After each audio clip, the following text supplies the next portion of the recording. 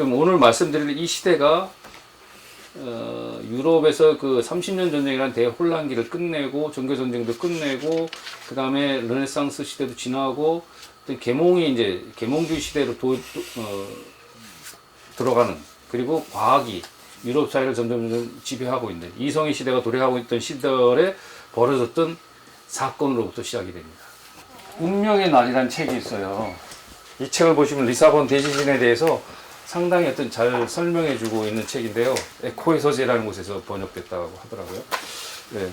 아무튼 당시 1755년이면은 유럽 사회는 계몽주의, 이성의 시대, 과학의 시대였단 말이죠. 근데 유일하게 스페인과 포르투갈, 특히 포르투갈은 하느님의 도시, 신의 도시로 알려질 만큼 어떤 가톨릭 교회가 상당히 권세를 누리고 있던 시대였습니다. 그리고 포르투갈이라는 도시를 아시겠지만 암스테르담, 런던과 마찬가지로 해상 무역을 통해서 상당히 부를 축적했던 그러니까 물질적인 풍요가 충족되었던 도시죠. 그리고 어쩌면 그런 측면에서 유럽 사회의 중심이었다고도 할 수 있죠. 그런데 바로 1755년 11월 1일 가톨릭 교회에서는 이날이 모든 성인의 날이란 말입니다. 근데 이날 모든 성인의 날 모여서 사람들이 기도를 하고 있던 그 시간에 지진이 일어납니다. 마치 지난번 후쿠시마 일본에서 대지진이 쓰나미가 일어난 것처럼 진도 9 정도의 지진이 일어났다고 합니다. 그래서 약 10분도 안 되는 시간에 온 도시가 파괴됐다고 해요. 그 도시 인구가 20만인가 25만 정도 되는 인구에서 15,000명이 죽고 15,000명이 부상을 당하는. 그러니까 3만 정도 부상이 당했으면 얼마죠? 몇 퍼센트죠? 엄청난 사람이 죽게 됩니다. 그래서 이 사건을 두고 사람들은 해석이 분분하게 되는 겁니다.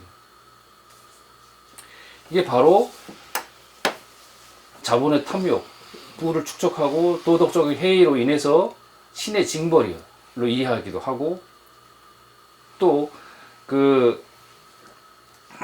이성의 시대, 계몽주의 시대를 외면했던 포르투갈의 어떤 비합리적인 광신에서 비롯된 것이라는 이성론자들의, 합리론자들의 비판도 있었죠. 포르투갈의 이 도시, 하느님의 도시, 이 리사본은 탐욕의 축적, 그 결과로 축적은 곧 몰락을 의미했었는데, 이 몰락의 시대 때 바로 이 문제, 엄청난 사람이 죽을 이 대재앙을, 이 대참사를 해결하기 위한 두 가지 사건이 두 인물이 또 나타납니다.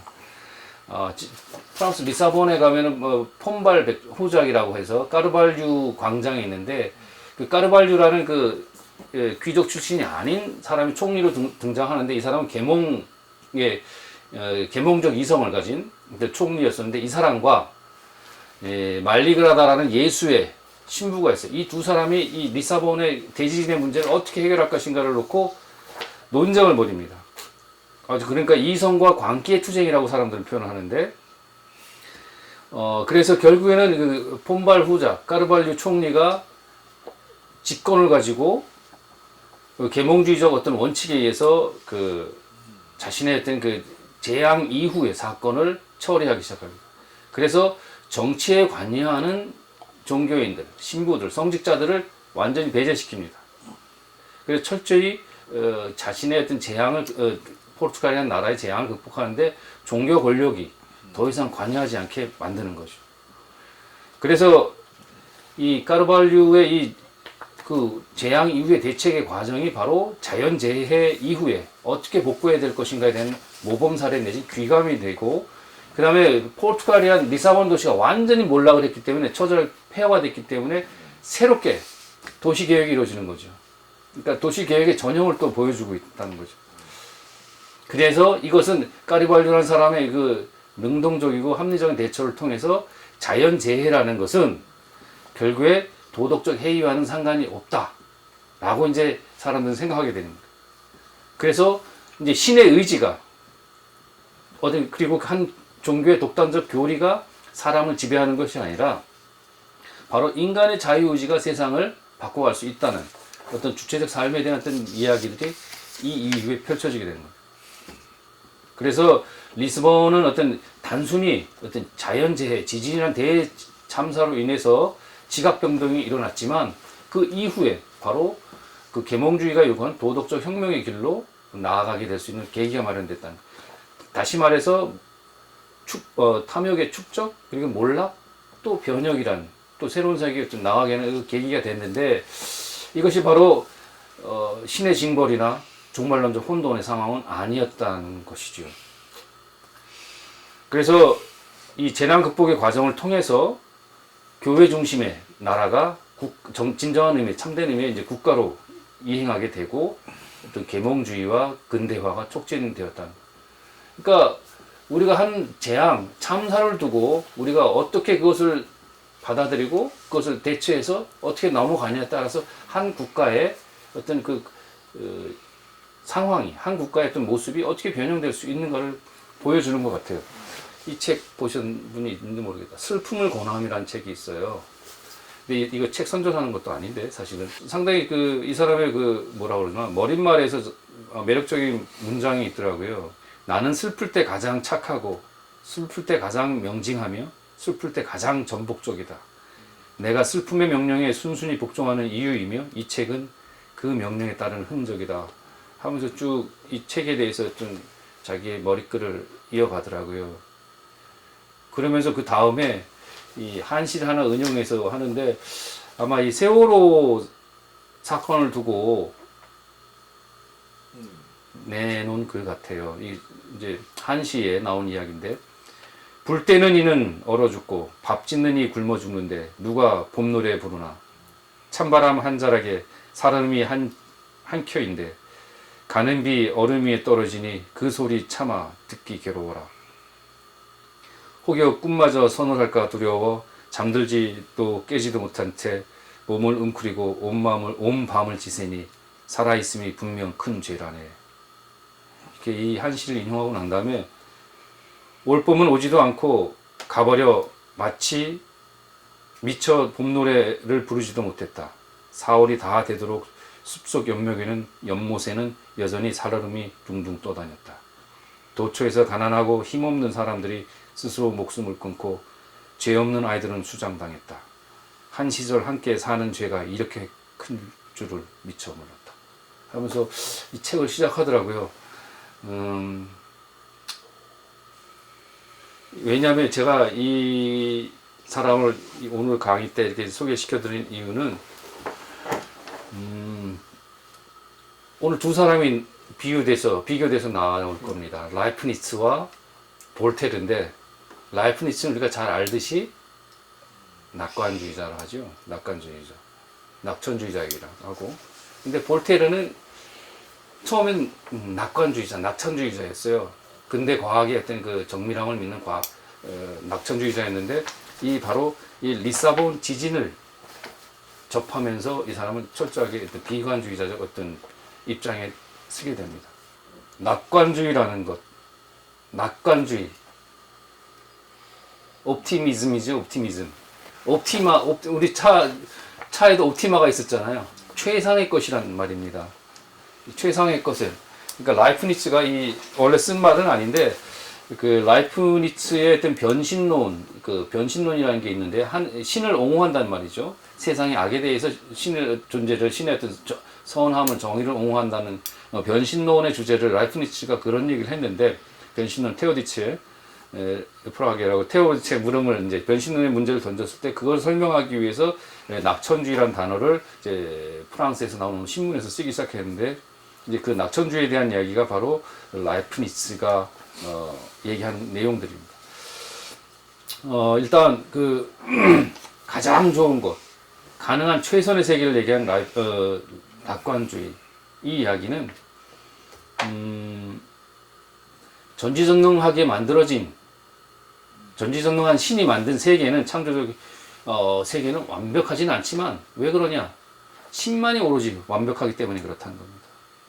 하지만 신은 가능한 한 최선의 세계를 만들었다는 거죠. 그래서 전체적으로 완벽한 그 세계를 만들었다는 겁니다. 그래서 일정 정도 세상에 어떤 결함은 있을 수 있어요. 불완전한 부분이 있을 수는 있지만 이는 최선의 세계를 위한 일종의 대가일 수 있다. 세상에 악이 존재하더라도 그것은 어떤 최선의 어떤 세계 안에 있는 것이기 때문에 필요악일 수 있다는 거예요. 그래서 악조차도 최선의 세계를 위한 하나의 어떤 조화로운 어떤 설정에 있다는 것이죠. 그래서 이 모든 것이 다 하느님이 만들어 놨기 때문에 최선의 것을 향해서 존재한다는 것. 이 이야기입니다. 악마저도 최선의 결과물이라는 거죠.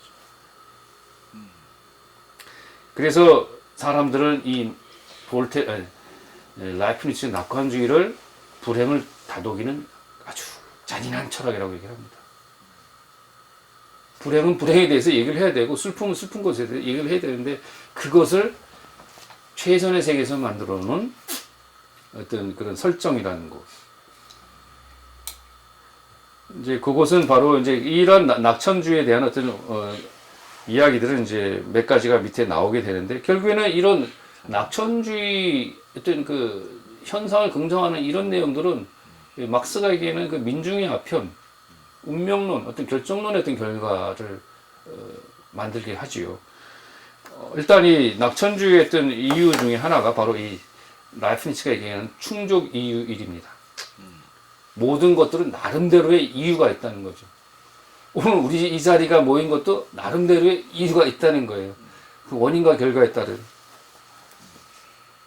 그래서 원인과 결정적 이유 없이 아무것도 일어나지 않는다는 얘기죠.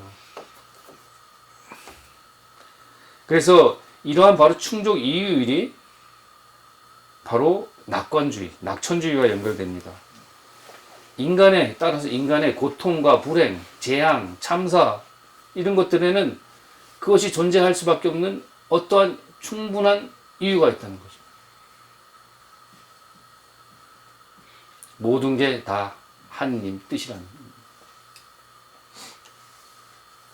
그래서 우리가 믿음을 가지고 낙천적으로, 낙관적으로 모든 것이 다 잘 될 것이다 하고 받아들여야 된다는 거죠. 이렇게 되면 뭐가 되냐? 좋은 게 좋은 거라는 거죠. 우리 어른들, 기성세대들이 잘하는 말 중에 하나입니다. 다 잘 될 거야. 좋은 게 좋은 거지 뭐. 뭘 또 그렇게 따져. 이제 이렇게 되는 거죠. 이게 뭐냐면은 현실 긍정이에요. 슈타트스쿠어.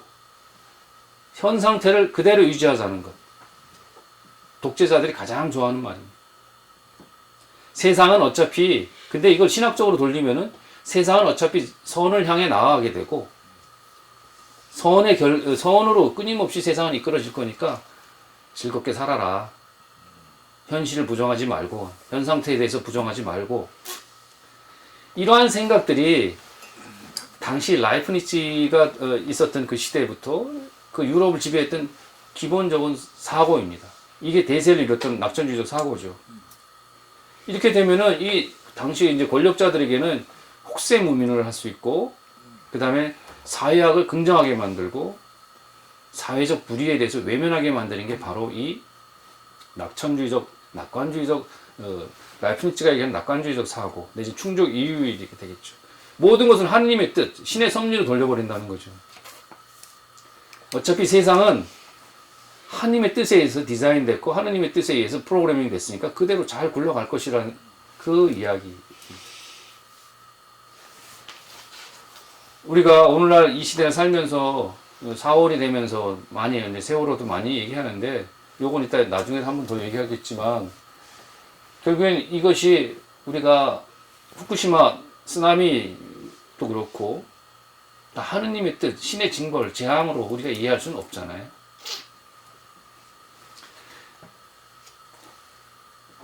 그렇다면은 이제 악과 선의 문제를 얘기했을 때 서구 정신사에 있어서 전통적인 의미의 악이라는 게 무엇인가 우리가 한번 볼 필요가 있습니다. 서구 정신사 형이사학에서 악은 비존재입니다. 좀 비존재. 다시 말해서 무예요. 존재하지 않는다는 거죠. 그러니까 악 자체가 그 자체로 부정되는 겁니다. 왜냐하면은 선한 하나님이 악을 만들어 놓을 수가 없거든요. 정의로운 하나님이 악의 존재를 용납할 수가 없다는 것입니다. 그래서 악은 선이 존재하지 않는 상태, 내지는 선의 결핍이라고 얘기를 하게 된 거죠. 그래서 존재하는 모든 것은 다 선하다는 논리로 전통적인 형이상학, 전통적인 소위 의미에서 악이 얘기되는 것인데, 이제 이것에 대해서 이제 많은 사람들이 불만을 갖게 되죠. 특히 리사본의 이 대지진, 그 다음에 무고한 아이들의 죽음, 이것을 두고 나서 세상의 악에 대해서 신의 징벌, 선한 신이 왜 세상에 인간에게 고통을 주는가에 대한 좀 문제를 제기하는 것들입니다.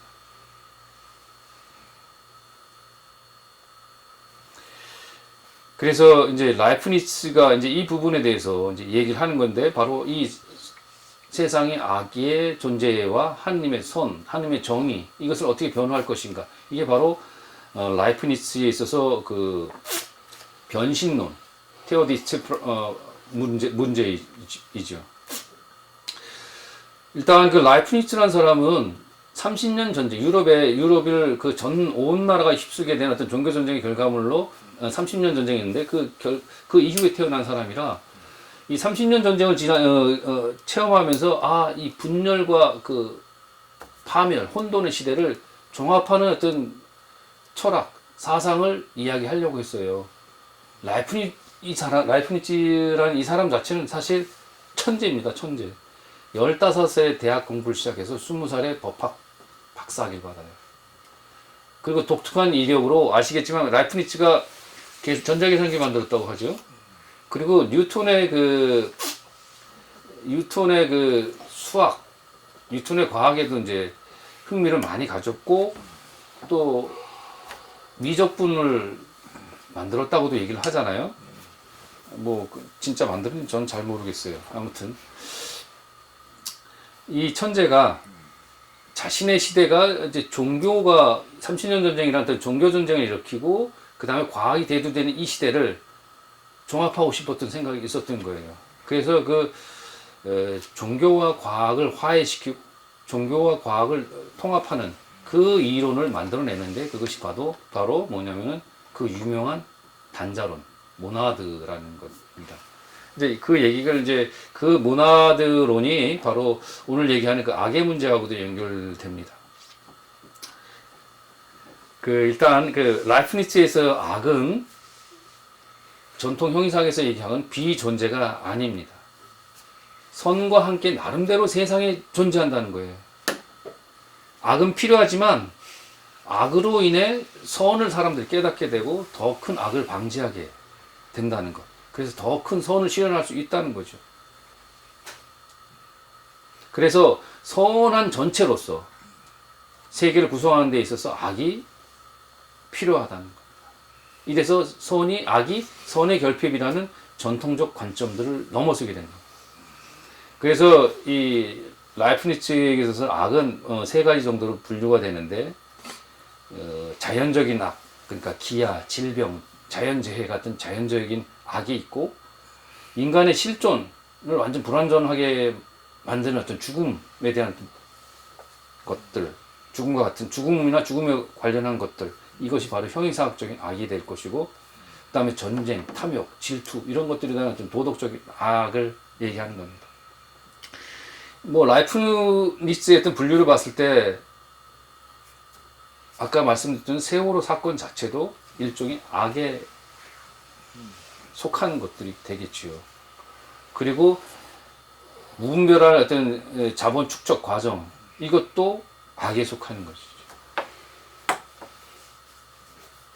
그리고 어쩌면은 인간에게 처절한 죽음을 양산하게 되는 어떤 그런 여타의 사건들도 악에 속할 수 있다는 겁니다.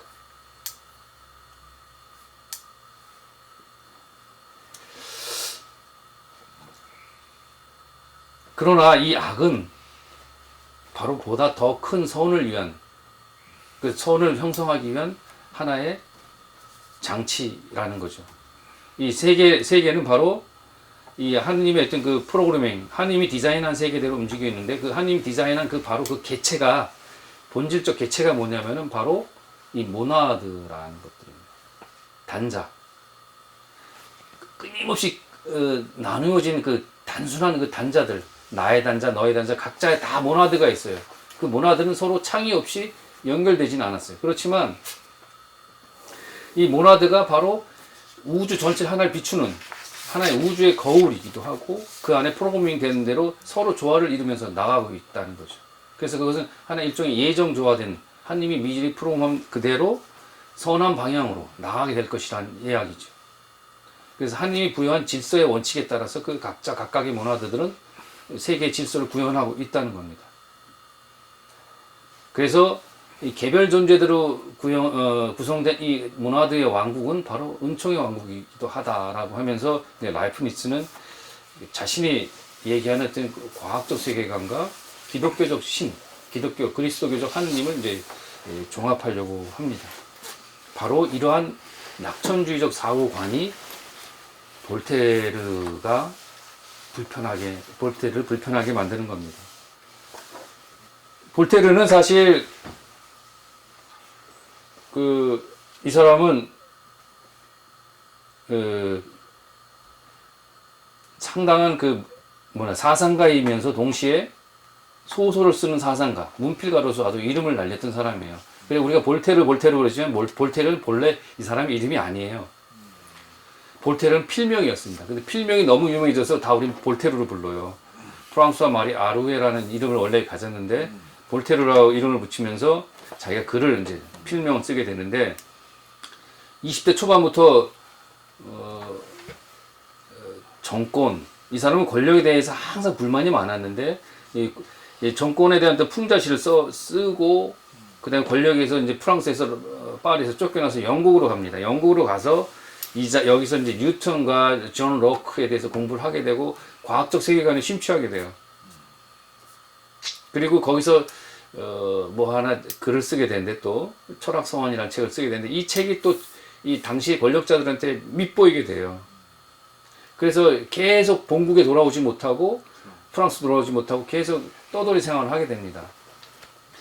이때 만났던 왕이 있는데 프레데릭 2세라고 프로시아의 왕이었는데 이 사람과 이 사람이 프레데릭 프로시아의 왕이 볼테르를 스승으로 모시기를 했어요. 그래서 볼테르는 나름대로 철학과 권력에 해서 이제 플라톤의 이상국가를 한번 실현해 보려고 했는데 이 볼테르를 좋아했던 이 왕이 결국에는 군대를 키워서 전쟁을 일삼으니까 결국 그 사람과 결별을 하고 러시아로 스위스로 이렇게 다닙니다. 스위스로 망명을 가고 그러면서 유럽 사교계의 1인자가 됩니다. 예. 하여튼 유럽 사교계에서 아주 뛰어날 때 그 활력을 벌였는데 이 사람이 이제 개인사를 얘기하면은 당시 사상가들 중에서는 이 재테크에 뛰어났대요. 돈이 아주 많았다고 합니다. 그래서 궁핍한 생활은 하지 않았다는 거죠. 그리고 사교계에서 얼마나 그 수완이 좋았는지 그 유명한 카사노바가 와서 조언을 구하기도 했다고 하고요. 그 다음에 프랑스의 누구죠? 태양왕 루이 16세의 질투를 사기도 했답니다. 사교계에 더 자기가 뛰어난 수완을 발휘하는 하여튼 이 사람은 참 흥미로운 사람인 것 같아요. 하여튼 자신은 무신론자가 아니고 이신론자로 자천하면서 그렇지만 이신론자라는 것은 말씀드렸다시피 하나님의 존재를 인정하는 겁니다.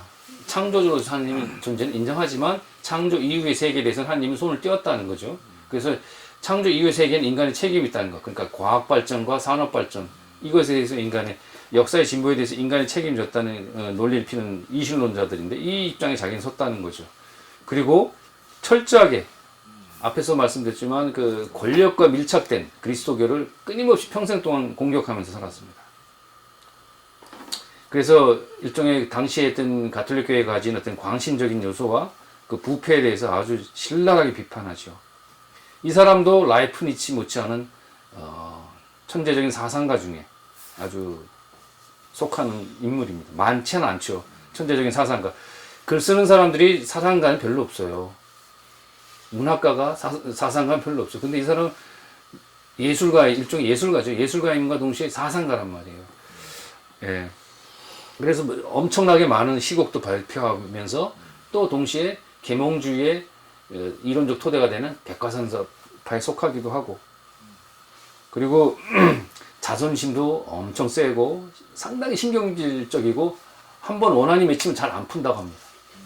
이제 이 아주 까칠한 이 성격이 나중에 로스하고 묶게 되는데, 그리고 다혈질적이고 또 이 사교계에서 뭐라고 그러나 잘 버티고 거기서 있었던 것처럼 아첨에도 상당히 능하고 또 상당히 말도 잘했다고 합니다. 그렇지만 이 사람의 좋은 점은 그거예요. 가난한 문인들에게는 언제나 직업을 열었다 합니다. 그 자신을 아낌없이 헌신할 줄 아는 것. 그리고 이 사람이 가졌던 또 풍자, 유머가 아마 사교계에서 이름을 떨쳤던 것 같아요. 그리고 이 사람이 얼마나 처절하게, 그 철저하게 가톨릭 교회, 그리스도 교회를 비판했으면 모차르트가 이런 말을 했대죠. 볼테르가 죽으니까 드디어 악마의 개수가 죽었다. 그래서 모차르트와 그 볼테르의 죽음을 기뻐했다고 해야 되나? 하여튼 그런데 아무튼 그런데도 이 볼테르가 죽었을 때 10만에 넘는 사람이 이 사람이 장례식에 왔다고 해요. 근데 저는 이 볼테르가 그 상당히 중요한 부분은 그 마지막 장에 그 말이 있습니다. 이건 다음에 좀 이따 더 말씀드려야 되겠네.